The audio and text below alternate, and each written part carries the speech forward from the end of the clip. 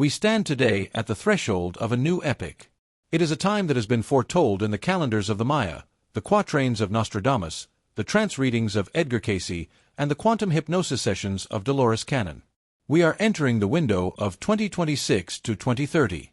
To the unawakened eye, the world appears to be in a state of random chaos. Politics are fracturing, economies are trembling, and the weather seems to be waging war on humanity. But to those who hold the maps of the future, this is not chaos. This is surgery. The Earth is a living, conscious entity, and she is preparing to realign her physical vessel to match her new, higher vibration. Just as a snake must shed its old, tight skin to grow, our planet must shed the physical geography that has defined the third dimension to reveal the face of the new Earth. Today we are issuing a final warning. But this is not a warning of doom. It is a briefing for survival and adaptation. We are going to declassify the global blueprint for the next 5 years. We are going to overlay the visions of the world's greatest seers, Gordon Michael Scallion, Edgar Cayce, and Dolores Cannon to create a composite map of the future world. We will travel continent by continent, fault line by fault line to answer the question that is burning in the collective soul. Which countries will disappear? And where will the new sanctuaries rise? This information is not meant to induce fear. Fear lowers your vibration and anchors you to the timeline of destruction. This information is meant to empower you. It is meant to help you make strategic decisions for your family and your future. If you feel a sudden urge to move, to relocate, to find higher ground, do not ignore it. That is not paranoia. That is your cellular memory activating in response to the shifting magnetic poles. To understand the map, we must first understand the mechanism. Why is the land changing? Edgar Cayce, the sleeping prophet, explained it with terrifying simplicity. The Earth's axis is shifting. He predicted that a gradual shift in the poles would accelerate between 1998 and the present day, culminating in a physical movement of the crust. This is not just about melting ice. It is about the redistribution of weight on the planet. As the ice melts in the polar regions due to the internal heating of the core, not just atmospheric warming, the rotational balance of the Earth changes. The crust must slip to regain equilibrium. Gordon Michael Scallion confirmed this, describing a magnetic snap that would trigger a domino effect of tectonic adjustments around the Ring of Fire and the Mid-Atlantic Ridge. Dolores Cannon added the final piece of the puzzle, the frequency split. She explained that the old Earth, heavy with the karma of war and pollution, literally cannot hold the high-frequency energy flooding the planet from the central sun. The land masses that are soaked in the blood of history, the centers of dark power and control, must be cleansed by water to reset their energetic grid.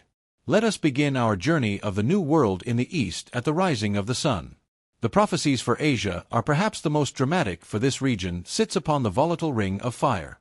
Edgar Cayce was explicit in his reading 3976-15. He said, "The greater portion of Japan must go into the sea."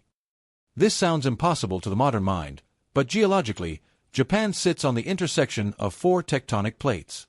Scallion's maps show the Japanese archipelago being fractured heavily, with only the highest mountain ranges remaining as a chain of small islands. The heavy industrial lowlands, the centers of technology and density, are predicted to be submerged.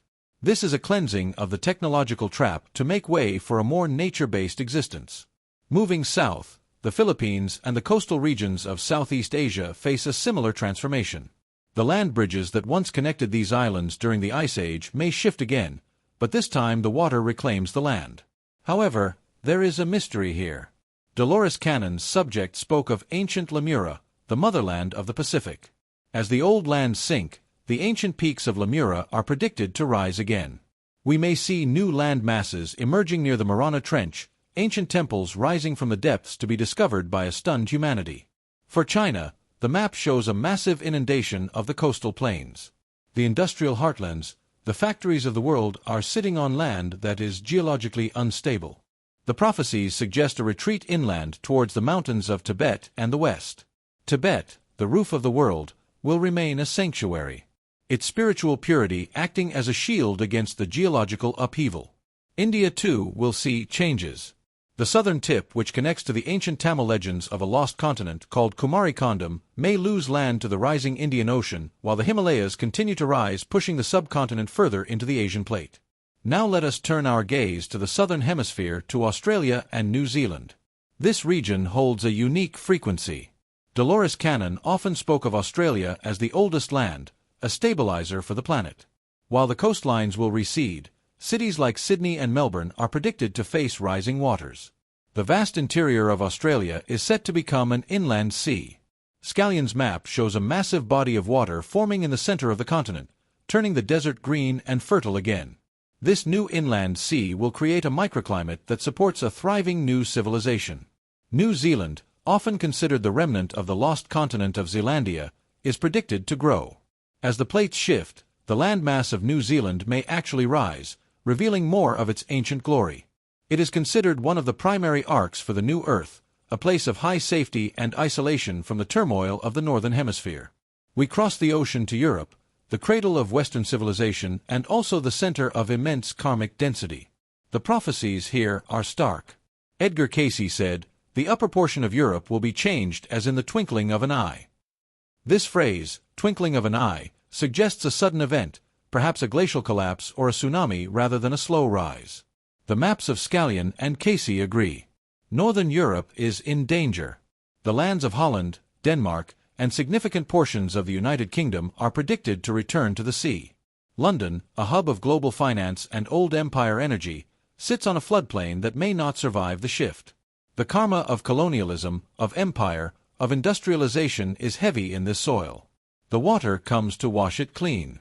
However, the vision for southern Europe is different. It is one of fire and earth. Italy and Greece, sitting on the African-Eurasian fault line, will see the awakening of ancient volcanoes. Vesuvius, Etna, Santorini, they are the pressure valves for the planet. While the geography may fracture, these regions are also holding the light of ancient wisdom. The prophecies suggest that while the political borders of Europe will vanish, the spiritual centers, the ancient sacred sites in the Pyrenees, the Alps, and the Carpathians will remain as islands of light. The high country of Switzerland, Austria, and Eastern Europe towards Russia is often cited as a granary of safety, a place where the ground is stable and the resources are plentiful. Russia in particular was called by Cayce the hope of the world, not politically but geographically and spiritually. Its vast ancient landmass, the Siberian Shield, is predicted to become the breadbasket of the new civilization. A place where the climate warms and life flourishes while the rest of the world adjusts.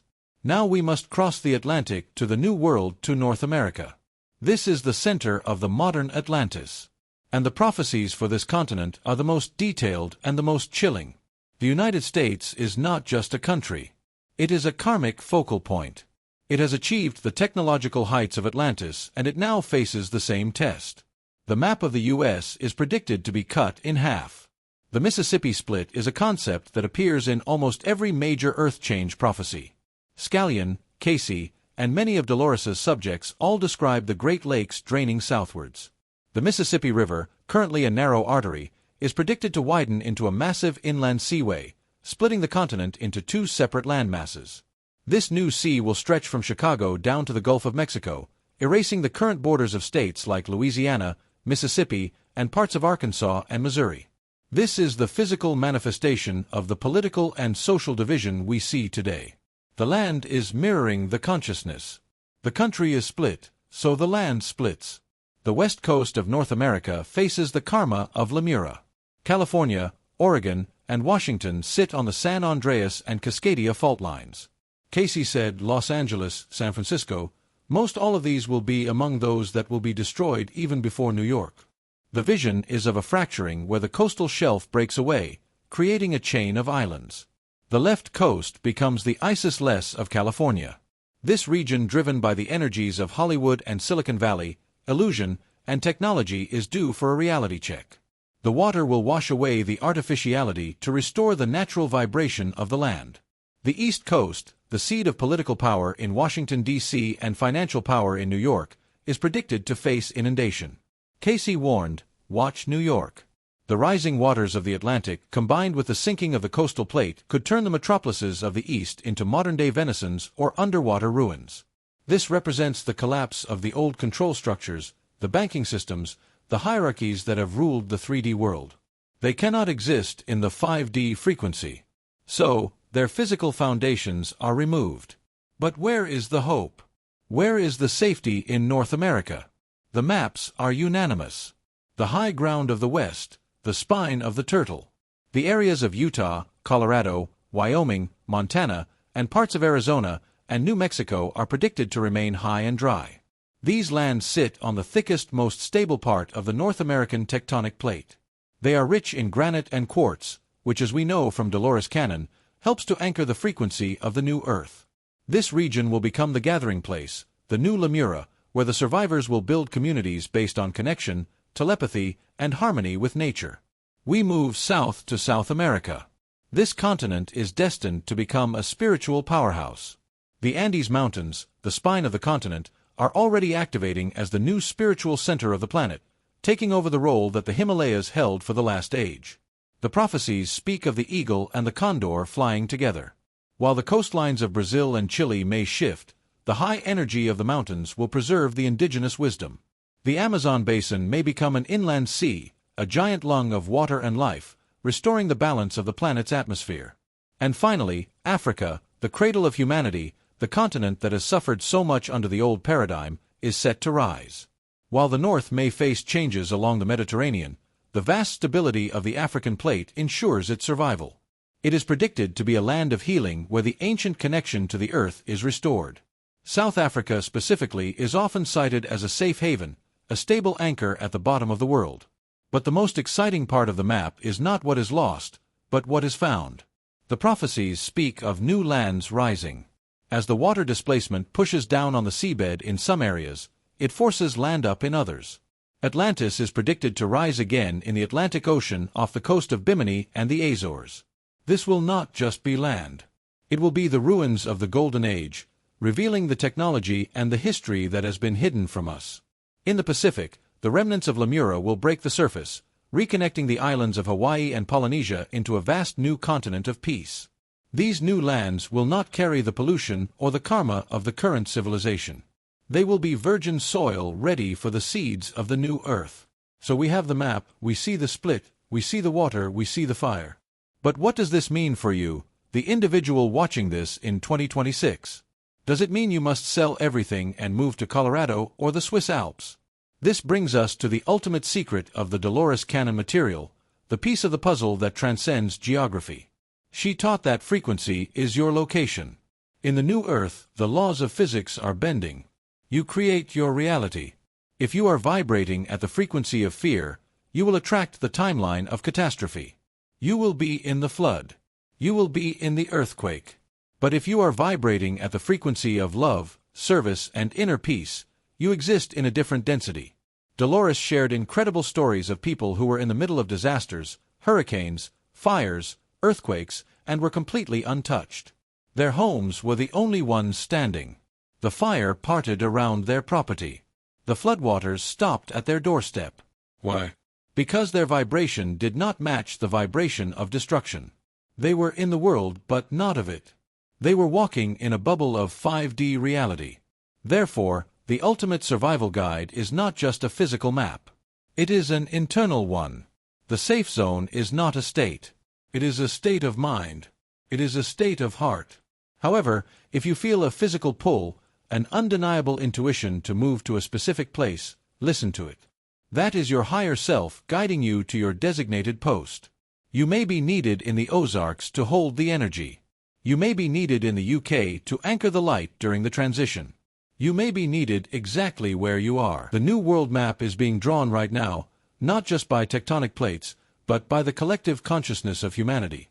We are the crafters. Every time you choose hope over fear, you stabilize the grid.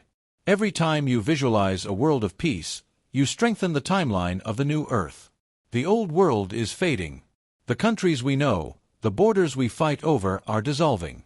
They are constructs of the 3D mind. In the 5D earth, there are no borders. There is only the land, the water, and the unified family of humanity living upon it. So look at the map, not with terror, but with wonder. The earth is washing her face. She is putting on her new clothes. She is preparing a home for a higher version of us. The changes will be intense. The years 2026 to 2030 will be the years of the great shaking. But remember, you volunteered for this. You didn't come here to sit on the sidelines. You came here to ride the wave. You came here to build the bridges while the old ones fall. As we conclude this briefing, I want you to perform a check-in. Close your eyes.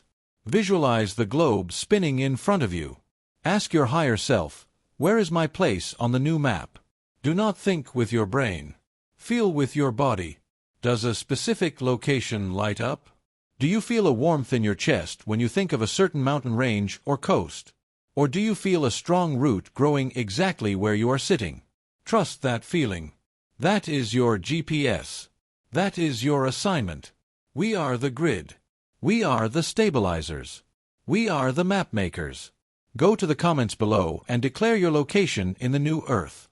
Not your physical address, but your energetic stance. Right, I am the anchor. I am safe. Let this be your message to the shifting tectonic plates. Let the Earth know that you are here to hold her hand through the birth.